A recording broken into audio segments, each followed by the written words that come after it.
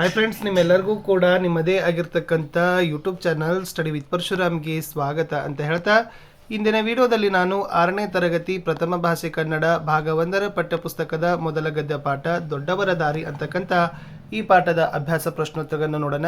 ಎಲ್ಲ ವಿಷಯಗಳಲ್ಲಿ ನಿಮಗೆ ಈ ಪಾಠದ ಅಭ್ಯಾಸ ಪ್ರಶ್ನೋತ್ತರಗಳ ವಿಡಿಯೋಗಳು ಬರ್ತವೆ. ಸೊ ದಯಮಾಡಿ ಅವುಗಳನ್ನು ನೋಡಿ ಪ್ರಿಪೇರ್ ಆಗಿ ಅಂತ ಹೇಳ್ತಾ ಈ ಪಾಠದ ಪ್ರಶ್ನೋತ್ತರಗಳನ್ನು ನೋಡುವ. ಅಭ್ಯಾಸಗಳು: ಆವರಣದಲ್ಲಿ ಕೊಟ್ಟಿರುವ ಪದಗಳಲ್ಲಿ ಸೂಕ್ತವಾದುದನ್ನು ಆರಿಸಿ ಬಿಟ್ಟ ಸ್ಥಳ ಭರ್ತಿ ಮಾಡಿರಿ ಅಂತ ಕೇಳಿದ್ದಾರೆ. ಸೊ ಮಕ್ಕಳಿಗೆ ತಮ್ಮ ಡ್ಯಾಶ್ ಅರಿವಾಗಬೇಕು ಎಂದನಿಸಿತು. ಸೊ ಉತ್ತರ ತಪ್ಪಿನ. ಇನ್ನು ಪ್ರಸಾದರು ಅವರಿಗೆಲ್ಲ ಅದೇ ಡ್ಯಾಶ್ ಕೊಟ್ಟರು ಅಂತ ಕೇಳಿದ್ದಾರೆ. ಸರಿಯಾದ ಉತ್ತರ ಕಾಸು. ಇನ್ನು ವಿದ್ಯಾರ್ಥಿಗಳಿಗೆ ಬುದ್ಧಿ ಕಲಿಸಲು ತಾವೇ ಒಂದು ಡ್ಯಾಶ್ ಕಂಡುಕೊಂಡರು ಅಂತ ಕೇಳಿದರು. ಸೊ ದಾರಿ ಅಂತಕ್ಕಂಥದ್ದು ಸರಿಯಾದ ಉತ್ತರ ಬರಬೇಕು. ಇನ್ನು ಒಂದಿಬ್ಬರು ಡ್ಯಾಶ್ ಹಾಕಿಸಿಕೊಂಡು ಆಗಿತ್ತು ಅಂತ ಕೇಳಿದರೆ ಅದರ ಉತ್ತರ ಪಾಲಿಶ್ ಅಂತ ಬರೀಬೇಕು. ಇನ್ನು ಪದಗಳನ್ನು ಸ್ವಂತ ವಾಕ್ಯದಲ್ಲಿ ಬರೀಬೇಕು. ರಾಷ್ಟ್ರಪತಿ, ನಮ್ಮ ದೇಶದ ಇಂದಿನ ರಾಷ್ಟ್ರಪತಿ ದ್ರೌಪದಿ ಮುರ್ಮು ಅವರು ಅಂತ ಬರೀಬಹುದು. ಕಾಸು, ತಂದೆ ತಾಯಿಗಳು ಕೊಟ್ಟ ಕಾಸುಗಳನ್ನು ನಾವು ಕೂಡಿಸಿ ಇಡಬೇಕು. ಪ್ರಶ್ನೆ 3, ಶಿಸ್ತು ನಮ್ಮ ಜೀವನವನ್ನು ಶಿಸ್ತುಬದ್ಧವನ್ನಾಗಿ ನಿರೂಪಿಸುತ್ತದೆ. ಇನ್ನು ದಾರಿ, ನಾವು ವಿದ್ಯಾರ್ಥಿಗಳಿದ್ದಾಗ ನಾವು ಎಂದು ದಾರಿ ತಪ್ಪಬಾರದು ಅನ್ನೋದನ್ನು ಸ್ವಂತ ವಾಕ್ಯದಲ್ಲಿ ಬರೀಬಹುದು. ಇನ್ನು ಒಂದೇ ವಾಕ್ಯದಲ್ಲಿ ಉತ್ತರವನ್ನು ಬರೀಬೇಕು. ಮೊದಲ ಪ್ರಶ್ನೆ, ರಾಜೇಂದ್ರ ಪ್ರಸಾದರು ತಾವು ಯಾರ ಸೇವಕ ಎಂದು ಹೇಳಿಕೊಳ್ಳುತ್ತಿದ್ದರು? ಉತ್ತರ, ರಾಜೇಂದ್ರ ಪ್ರಸಾದ್ ಅವರು ತಾವು ಜನರ ಸೇವಕ ಎಂದು ಹೇಳಿಕೊಳ್ಳುತ್ತಿದ್ದರು. ಎರಡನೇ ಪ್ರಶ್ನೆ, ಪುಸ್ತಕದ ಪುಟಗಳನ್ನು ಹರಿದ ಮಕ್ಕಳಿಗೆ ಪ್ರಸಾದರು ಏನನ್ನ ಕೊಟ್ಟರು? ಉತ್ತರ, ಪುಸ್ತಕದ ಪುಟಗಳನ್ನು ಹರಿದ ಮಕ್ಕಳಿಗೆ ಪ್ರಸಾದರು ಕಾಸನ್ನು ಕೊಟ್ಟರು ಅನ್ನೋದು ಉತ್ತರ. ಪ್ರಶ್ನೆ 3, ಯಾವುದು ಒಳ್ಳೆಯ ಅಭ್ಯಾಸವಲ್ಲ ಎಂದು ಪ್ರಸಾದರು ಮಕ್ಕಳಿಗೆ ಹೇಳಿದರು? ಪ್ರಸಾದರು ಮಕ್ಕಳಿಗೆ ಪುಸ್ತಕದ ಪುಟಗಳನ್ನು ಹರಿದು ಹಾಕುವುದು ಒಳ್ಳೆಯ ಅಭ್ಯಾಸವಲ್ಲ ಅಂತ ಹೇಳಿದರು. ನಾಲ್ಕನೇ ಪ್ರಶ್ನೆ, ಜಾಮಿಯಾ ಮಿಲಿಯಾ ಎಲ್ಲಿದೆ? ಸೊ ಉತ್ತರ, ಜಾಮಿಯಾ ಮಿಲಿಯಾ ದೆಹಲಿಯಲ್ಲಿ ಇದೆ. ಆರನೇ ಪ್ರಶ್ನೆ, ಜಾಕೀರ್ ಹುಸೇನರು ವಿದ್ಯಾರ್ಥಿಗಳಿಗೆ ಬುದ್ಧಿ ಕಲಿಸಲು ಯಾವ ವೇಷ ಹಾಕಿದರು?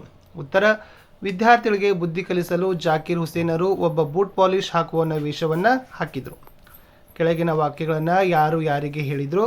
ಫಸ್ಟ್ ಒನ್, ನೋಡಿ ಮಕ್ಕಳೇ ಪುಸ್ತಕಗಳು ಜ್ಞಾನ ಭಂಡಾರ.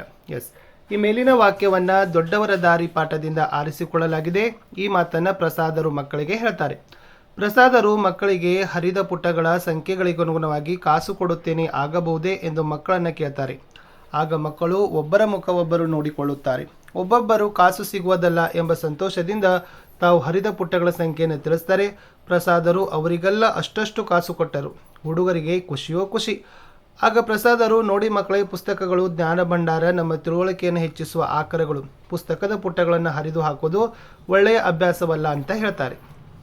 ಸೆಕೆಂಡ್ ಒನ್, ತಾತ, ನಾವು ಇನ್ನು ಮುಂದೆ ಎಂದೂ ಪುಸ್ತಕಗಳ ಪುಟಗಳನ್ನು ಹರಿಯುವುದಿಲ್ಲ. ಉತ್ತರ, ಈ ಮೇಲಿನ ವಾಕ್ಯವನ್ನು ದೊಡ್ಡವರ ದಾರಿ ಎಂಬ ಪಾಠದಿಂದ ಆರಿಸಿಕೊಳ್ಳಲಾಗಿದೆ. ಈ ಮಾತನ್ನು ಪ್ರಸಾದರಿಗೆ ಮಕ್ಕಳು ಹೇಳ್ತಾರೆ.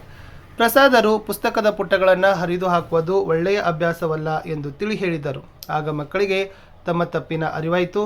ಅವರೆಲ್ಲ ರಾಜೇಂದ್ರರಿಗೆ, ತಾತ, ನಾವು ಇನ್ನು ಮುಂದೆ ಎಂದೂ ಪುಸ್ತಕದ ಪುಟಗಳನ್ನು ಹರಿಯುವುದಿಲ್ಲ, ಜೋಪಾನ ಮಾಡುತ್ತೇವೆ ಎಂದು ಪ್ರಮಾಣ ಮಾಡಿ ಹೇಳುತ್ತಾರೆ. ಈ ಮಾತನ್ನೇ ಕೇಳಿದ ಪ್ರಸಾದರು ಸಮಾಧಾನಗೊಳ್ಳುತ್ತಾರೆ. ನೆಕ್ಸ್ಟ್ 3-4 ವಾಕ್ಯದಲ್ಲಿ ಉತ್ತರಗಳನ್ನು ಬರೀಬೇಕು. ಮೊದಲ ಪ್ರಶ್ನೆ, ರಾಜೇಂದ್ರ ಪ್ರಸಾದ್ ಅವರ ವ್ಯಕ್ತಿತ್ವವನ್ನು ವಿವರಿಸಿರಿ. ಉತ್ತರ, ಡಾಕ್ಟರ್ ರಾಜೇಂದ್ರ ಪ್ರಸಾದ್ ಅವರು ಭಾರತದ ಪ್ರಥಮ ರಾಷ್ಟ್ರಪತಿಗಳು. ಅವರು ಅತ್ಯಂತ ಉನ್ನತ ಸ್ಥಾನಕ್ಕೇರಿದ್ದರು, ಸರಳ ಜೀವನ ನಡೆಸಿದವರು. ಜನಕ ಮಹಾರಾಜನಂತೆ ಅವರದ್ದು ಖುಷಿ ಸದೃಶ ಜೀವನ. ಅವರು ಕೋಪವನ್ನು ಹತ್ತಿಕ್ಕಬಲ್ಲವರಾಗಿದ್ದರು. ಬಾಳಿನಲ್ಲಿ ಶಿಸ್ತು, ಸಂಯಮ, ಸಮಯ ಪಾಲನೆ ಇವುಗಳಿಗೆ ಪ್ರಸಾದರು ಭಾರೀ ಮಹತ್ವ ನೀಡುತ್ತಿದ್ದರು. ಇವರು ತಾವು ಜನರ ಸೇವಕ ಎಂದು ಹೇಳಿಕೊಳ್ಳುತ್ತಿದ್ದು ಇವರ ವ್ಯಕ್ತಿತ್ವಕ್ಕೆ ಹಿಡಿದ ಕೈಗನ್ನಡಿಯಾಗಿದೆ ಅಂತ ಬರೀಬೇಕು. ಸೆಕೆಂಡ್ ಒನ್, ವಿದ್ಯಾರ್ಥಿಗಳಿಗೆ ಬುದ್ಧಿ ಕಲಿಸಲು ಜಾಕೀರ್ ಹುಸೇನ್ ಏನು ಮಾಡಿದರು? ಉತ್ತರ, ಜಾಕೀರ್ ಹುಸೇನ್ ಶಿಸ್ತು ಮತ್ತು ಶುಚಿಗೆ ಅಪಾರ ಮಹತ್ವ ನೀಡುತ್ತಿದ್ದರು. ಎಲ್ಲ ವಿದ್ಯಾರ್ಥಿಗಳು ಪ್ರತಿನಿತ್ಯ ಶುಚಿಯಾದ ಬಟ್ಟೆಗಳನ್ನು ಧರಿಸಿ ಕಾಲೇಜಿಗೆ ಬರಬೇಕು ಹಾಗೂ ಕಾಲಿಗೆ ಹಾಕಿದ ಬೂಟುಗಳನ್ನು ಚೆನ್ನಾಗಿ ಪಾಲಿಶ್ ಮಾಡಿರಬೇಕು ಎಂದು ಹೇಳುತ್ತಿದ್ದರು. ಆದರೆ ಎಷ್ಟೋ ವಿದ್ಯಾರ್ಥಿಗಳು ಜಾಕೀರ್ ಹುಸೇನರು ಹೇಳಿದುದನ್ನು ಸರಿಯಾಗಿ ಪಾಲಿಸುತ್ತಿರಲಿಲ್ಲ.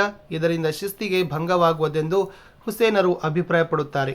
ವಿದ್ಯಾರ್ಥಿಗಳಿಗೆ ಬುದ್ಧಿ ಕಲಿಸಲು ತಾವೇ ಒಂದು ದಾರಿ ಕಂಡುಕೊಂಡರು. ಒಂದು ದಿನ ವಿಶ್ವವಿದ್ಯಾನಿಲಯದ ಪ್ರವೇಶ ದ್ವಾರದಲ್ಲಿ ಜಾಕೀರ್ ಹುಸೇನರು ಒಬ್ಬ ಬೂಟ್ ಪಾಲಿಶ್ ಹಾಕುವ ವೇಷದಲ್ಲಿ ಕುಳಿತದ್ದು ವಿದ್ಯಾರ್ಥಿಗಳ ಗಮನಕ್ಕೆ ಬಂತು.